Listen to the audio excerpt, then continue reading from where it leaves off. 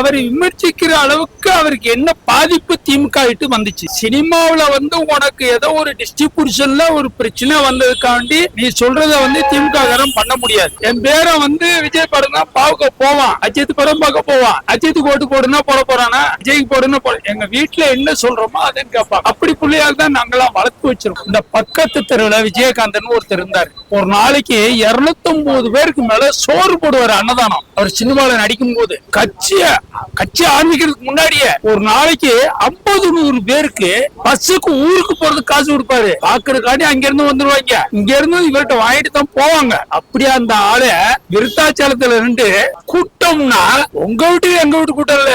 எம்ஜிஆருக்கு எப்படி ஆஸ்பத்திரியில இருந்து வந்தாரு, புருக்லின் ஆஸ்பத்திரியில இருந்து, அந்த மாதிரி கூட்டம்லாம் விஜயகாந்துக்கு கூடிச்சு.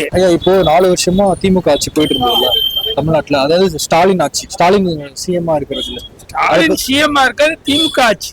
அதை பத்தி நீங்க என்ன நினைக்கிறீங்க? எப்படி போயிட்டு இருக்கு ஆட்சி? திமுக ஆட்சின்றது நல்லபடியா போய்கிட்டு இருக்கு. டிவிக்கு தலைவர் விஜய் இருக்காருல்ல, அவர் கடுமையா டிஎம்கே விமர்சிச்சுட்டே இருக்காரு. அவரு விமர்சிக்கிறாரு. அவரு விமர்சிக்கிற அளவுக்கு அவருக்கு என்ன பாதிப்பு திமுக இட்டு வந்துச்சு. சினிமாவில உனக்கு ஏதோ ஒரு டிஸ்ட்ரிபியூஷன்ல ஒரு பிரச்சனை வந்ததுக்காண்டி நீ சொல்றத திமுக காரன் பண்ண முடியாது. அரசுன்றது ஒண்ணு, திமுக கட்சின்றது வேற. அதை தான் ஒரு மோட்டிவ்ல போனவரு. இதே விஜயனுடைய அப்பாவே திமுக தான். எஸ்.ஏ. சந்திரசேகர் என்பவர் திமுக தான். கலைஞருடைய உற்ற நண்பர் நான் சொல்லுவேன். அவ்வளவு அவரை விமர்சிக்கிற அளவுக்கு அவருக்கு என்ன பாதிப்பு திமுக இட்டு வந்துச்சு. சினிமாவில உனக்கு ஏதோ ஒரு டிஸ்ட்ரிபியூஷன்ல ஒரு பிரச்சனை வந்ததுக்காண்டி நீ சொல்றத திமுக காரன் பண்ண முடியாது. ஓட்ட பிரிக்கிறாங்க பாக்குறாரு, ஆட்சிக்கு வந்தலாம் நினைக்கிறாரு.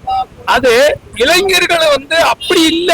நீங்களே என் பேரன் வயசு தான், என் பேரன் விஜய் படம் தான் பார்க்க போவான், அஜித் படம் பார்க்க போவான், அஜித்துக்கு ஓட்டு போடுனா போட போறானா, விஜய்க்கு போடுனா போட. எங்க வீட்டுல என்ன சொல்றோமோ அதுன்னு கேட்பாங்க. அப்படி பிள்ளையால் தான் நாங்கெல்லாம் வளர்த்து வச்சிருக்கோம். இப்போ விஜய் பாத்தீங்கன்னா 2026ல டிஎம்கே டிவிகே 2 பேருக்கு மட்டும் தான் போட்டிங்க. ஐயா, நான் ஒரே வார்த்தை சொல்றேன், இங்க இருக்குங்களா, இந்த பக்கத்து தெருவுல விஜயகாந்தன் ஒருத்தர் இருந்தாரு. ஒரு நாளைக்கு 209 பேருக்கு மேல சோறு போடுவாரு அன்னதானம். அவர் சினிமாவில நடிக்கும் போது கட்சி ஆரம்பிக்கிறதுக்கு முன்னாடியே ஒரு நாளைக்கு 50-100 பேருக்கு பஸ்ஸுக்கு ஊருக்கு போறதுக்கு காசு கொடுப்பாரு. பாக்குறதுக்காண்டி அங்க இருந்து வந்துருவாங்க, இங்க இருந்து இவர்கிட்ட வாங்கிட்டு தான் போவாங்க. அப்படியே அந்த ஆளு விருத்தாச்சலத்துல இருந்து மார்ச்சின் ஓட்டுல தான் ஜெயிச்சாரு. எப்ப 2006ல. அதுக்கு பின்னாடி வேற போச்சு.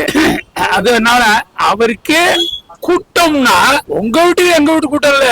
எம்ஜிஆருக்கு எப்படி ஆஸ்பத்திரியில இருந்து வந்தாரு, புருக்லின் ஆஸ்பத்திரியில இருந்து, அந்த மாதிரி கூட்டம்லாம் விஜயகாந்துக்கு கூடிச்சு. ஆனா எதுவும் ஓட்டா மாறல.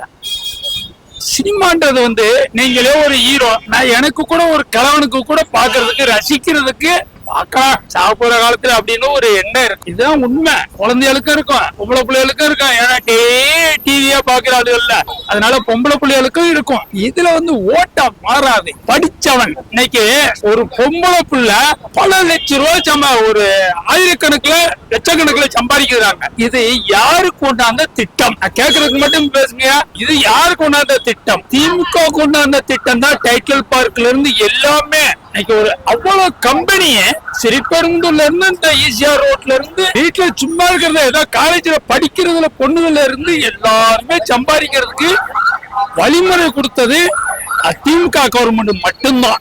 இப்ப கூட படிக்காம பிளஸ் நின்ற கூடாது, 10ஆவதோட நின்ற கூடாதுன்னு சொல்லிட்டு 6ஆவதுல இருந்து படிச்சுட்டு 12ஆம் கிளாஸ் வரலும் படிச்சுட்டுன்னா ஒரு காலேஜுக்கு 1000 ரூபான்னு சொல்லி மாசம் 1000 ரூபான்னு சொல்லி அறிவிச்சிருக்காங்க. இதெல்லாம் பாராட்டக்கூடிய ஒரு திட்டம். அது பெண்களுக்கு தான் முதல்ல அறிவிச்சாங்க, 2வது ஆண்களுக்கு அறிவிச்சாங்க.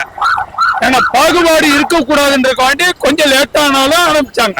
இதனால டெவலப்மெண்ட்ன்றது இன்னைக்கு இருக்கிற தொழில் இண்டஸ்ட்ரியல் இன்னைக்கு பீகார்ல இருந்து இன்னைக்கு 1 கோடி பேரு 80 லட்சம் பேரு வந்திருக்கா. ஒரிசா கிரிஜால இருந்தா தமிழ்நாடு முன்னுக்கு வந்திருக்கா.